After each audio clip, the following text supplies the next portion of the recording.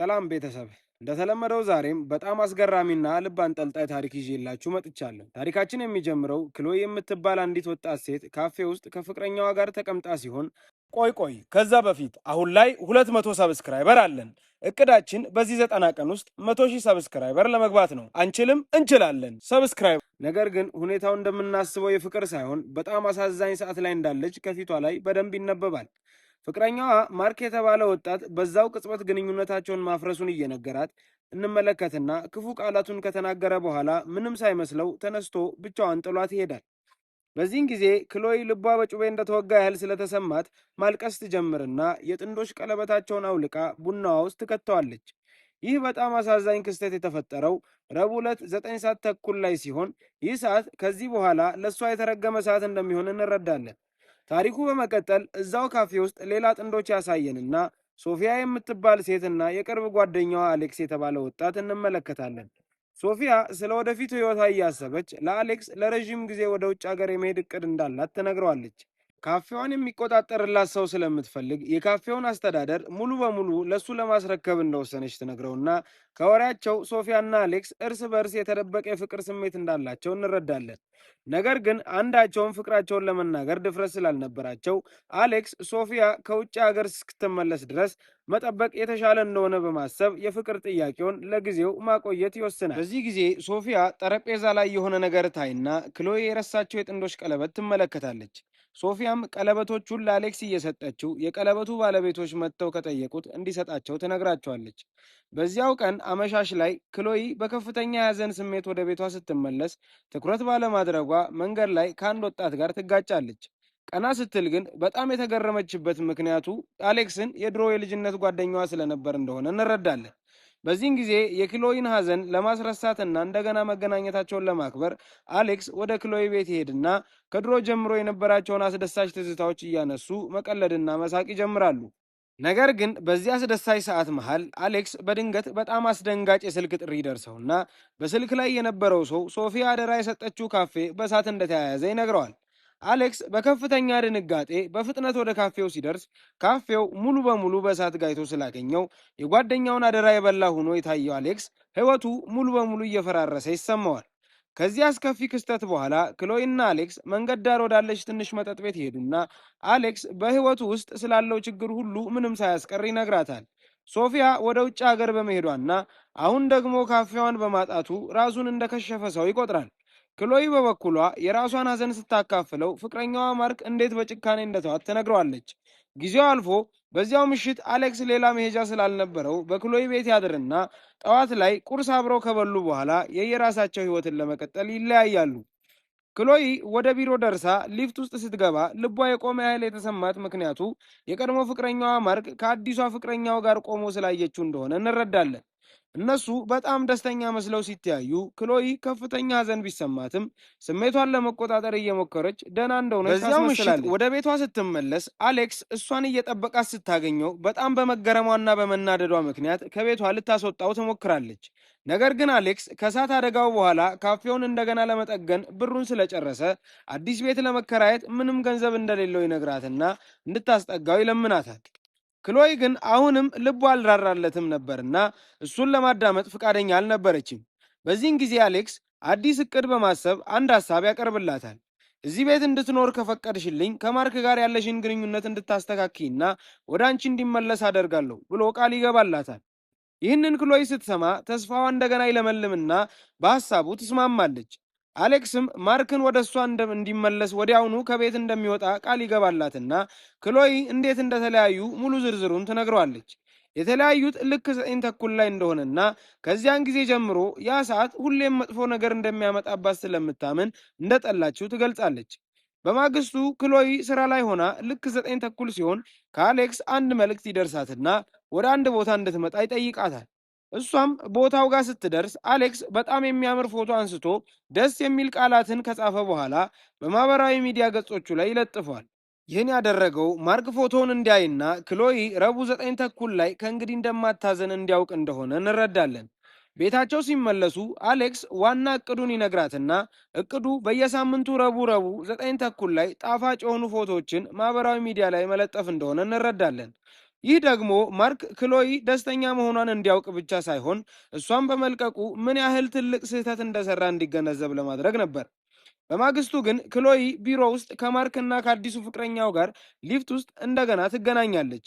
እጅ ለእጅ ተያይዘው በፍቅር ውስጥ መሆናቸውን ስታይ ልቧ በቅናት የተቃጠለው ክሎይ ወዲያው ወደ አሌክስ ደውላ በፍጥነት ወደ ቢሮዋ እንዲመጣ ትጠይቋለች። ቪዲዮውን እዚህ ድረስ ከተመለከታችሁት ተመችቷችኋል ማለት ነው።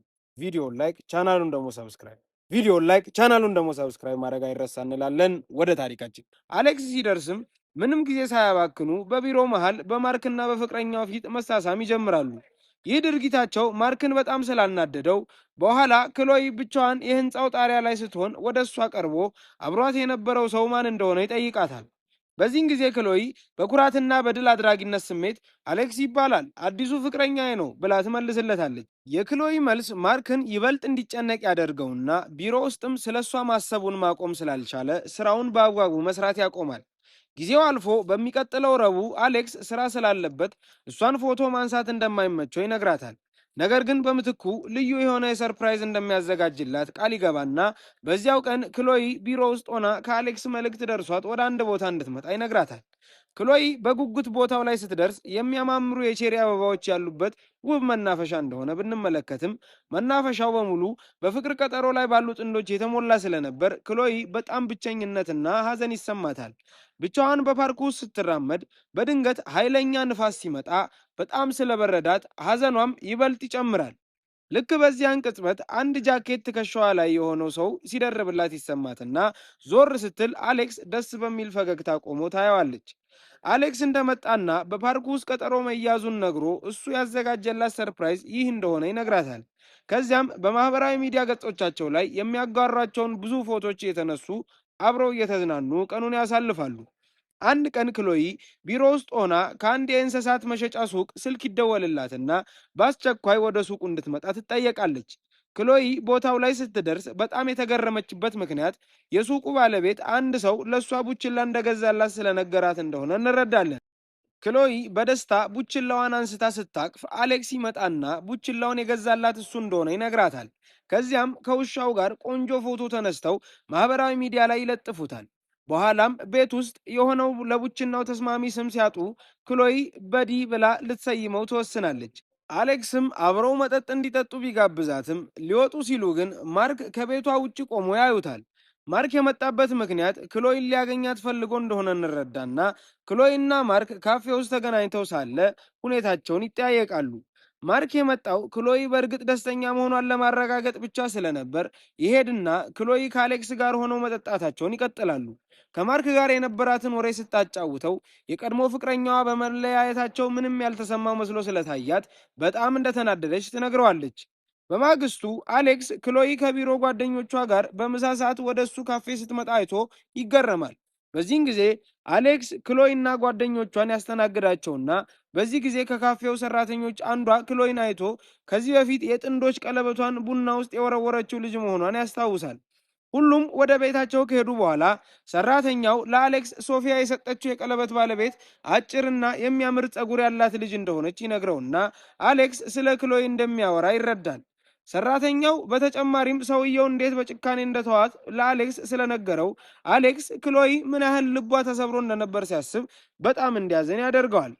በዚህ ምክንያት በማግስቱ ወደ አንድ በጣም ያረጀ ወደሚመስል ጥንታዊ ምግብ ቤት ይዟት ይሄድና ይህ ምግብ ቤት ክሎይና አሌክስ ልጆች ሳሉ አብረው ይመገቡበት የነበረ ቦታ ስለነበር ክሎይ የድሮውን ምግብ ለመቅመስ በመጓጓት በጣም ደስ ይላታል።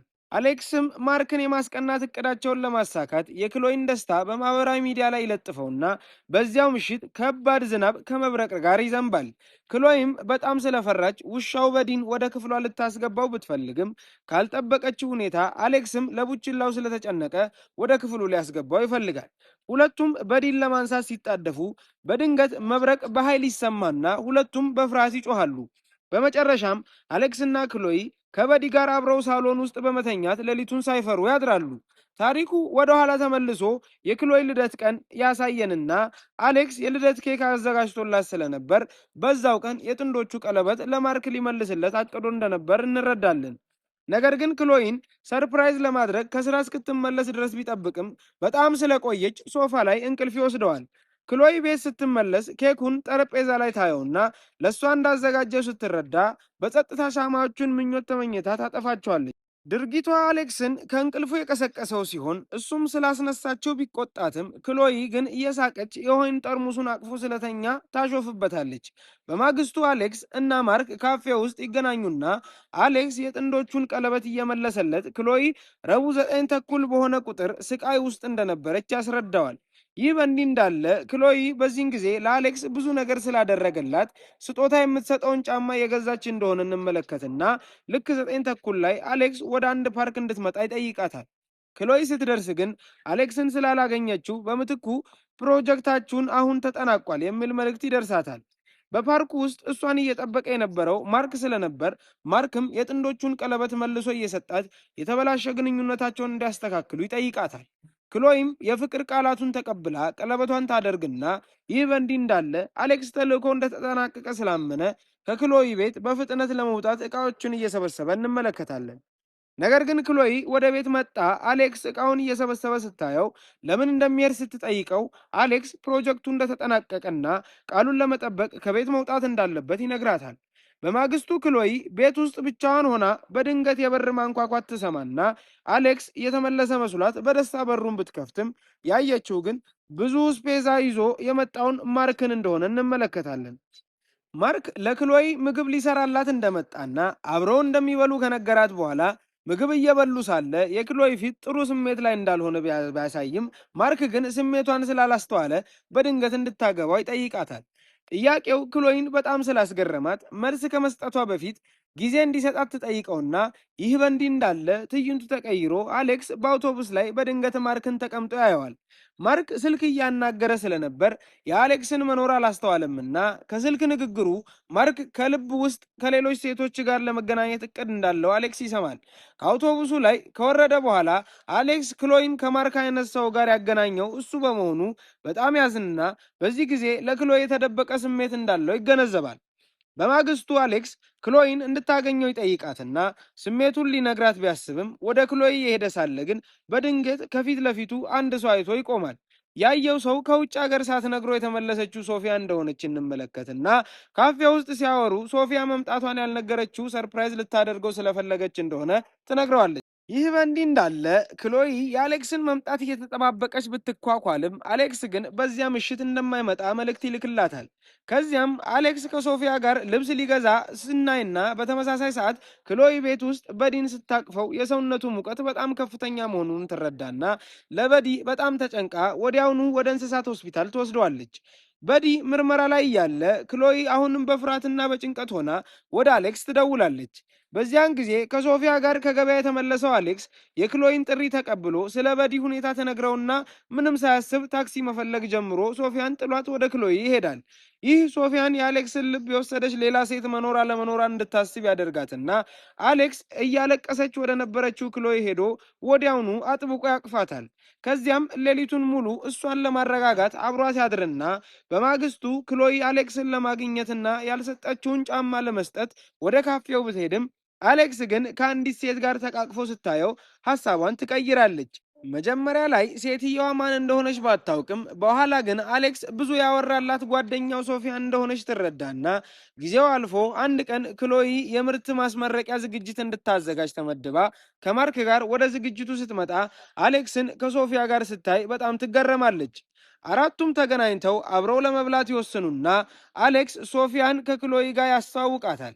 አንድ ቀን ክሎይ አንድ ሰው እንድታገኘው ሲደውልላት የድብ ልብስ የለበሰው ሰው አሌክስ መስሏት በደስታ ወደ ቦታው ብትሄድም የልብሱን ጭንብል ሲከፈት ውስጡ የነበረው ማርክ መሆኑን በማየቷ ፈገግታዋ ወዲያው ይጠፋል። በፓርኩ ውስጥ ከተቀመጡ በኋላ ክሎይ ለማርክ የነበራት ስሜት ሙሉ በሙሉ እንደተለወጠ ተረድታ ግንኙነታቸውን ለማቆም ትወስናለች። በዚህን ጊዜ ማርክ አሌክስን ወዳው እንደሆነ ተረድቶ አሌክስ ፍቅረኛ እንዳለው ቢነግራትም ክሎይ ግን ልቧ ከእንግዲህ ከሱ ጋር እንደማይኖር ነግራው ትታው ትሄዳለች። ከማርክ ጋር ከተለያየች በኋላ ክሎይ በፓርክ ውስጥ ስትራመድ የታኳ ተረከዝ በጣም ረጅም ስለነበር በድንገት ወድቃ ከፍተኛ ህመም ይሰማታል። በዚህን ጊዜ አሌክስ በድንገት ይመጣና ተሸክሞ አንስቶ አግዳሚ ወንበር ላይ እንድትቀመጥ ያደርጋታል። ለተወሰነ ጊዜ በደስታ ካወሩ በኋላ ወደ የራሳቸው ህይወት ይመለሱና ክሎይ አንድን ታሪክ ወደ ዝግጅት የመቀየር ስራ ብታገኝም የታሪኩ ጸሐፊ ሶፊያ እንደሆነች ግን አላወቀችም። ታሪኩ ስለ ሶፊያና አሌክስ የፍቅር ጉዞ ሲሆን ክሎይ የዝግጅቱ ስራ አስኪያጅ በመሆኗ እንኳን ደስ አላችሁ የማለት ኃላፊነቷ የሷ ይሆናል። ታዲያ ለጓደኛዋ ደስተኛ የሆነ የፍቅር ግንኙነቱ ለዘላለም እንዲዘልቅ ትመኝለትና ከዝግጅቱ በኋላ አሌክስ ከሶፊያ ጋር ተገናኝቶ ወደ ውጭ ሀገር የመሄድ እቅዱን ሲነግራት ሶፊያ እያለቀሰች ሐሳቡን ለማስቀየር ትሞክራለች። በማግስቱ አሌክስ ከሎይን ጋር ይገናኝና በመጨረሻ ጫማውን በስጦታ መልክ ተሰጠውና አሌክስ አመስግኖ ውጭ ሀገር የመሄድ እቅዱን ነግሮ ይሰናባበታል። ክሎይ ግን አሌክስ እንዲሄድ ስላልፈለገች እስከ አውሮፕላን ማረፊያ ድረስ ብትፈልገውም ልታገኘው ስላልቻለች 1 ዓመት ያለፈው አሌክስ ውጭ ሀገር ላይ በድንገት ማርክን ያገኘዋል። ማርክ ከሌላ ሴት ጋር ስለነበር አሌክስ ስለ ክሎይ ጠይቀውና ከክሎይ ጋር ያላቸው ግንኙነት ከ1 ዓመት በፊት እንዳበቃ ማርክ ይነግረዋል። ይህንን ሲሰማ አሌክስ ትልቅ ስህተት እንደሰራ ተረድቶ ክሎይን ለማግኘት በፍጥነት ወደ ሀገሩ ይመለስና የመጨረሻው ትዕይንት ላይ ክሎይን የቼሪ አበባዎች በሚያብቡበት ፓርክ ውስጥ እንመለከታታለን። በድንገት አንድ ጃኬት ትከሻዋ ላይ ስለተደረበ ዞር ስትል አሌክስ በፍቅር አይን እያያት ከጎኗ ቆሞ ትመለከትና አሌክስ ወደ ውጭ ሀገር የሄደበት ምክንያት እሷን ለዘላለም ለማርክ ያጣ ሆኖ ስለተሰማው እንደሆነ ነግሮ የፍቅር ጓደኛው እንድትሆን ይጠይቃታል። በዚህ ጊዜ ክሎይና አሌክስ በመጨረሻ ይሳሳሙና ፊልሙ ይጠናቀቃል።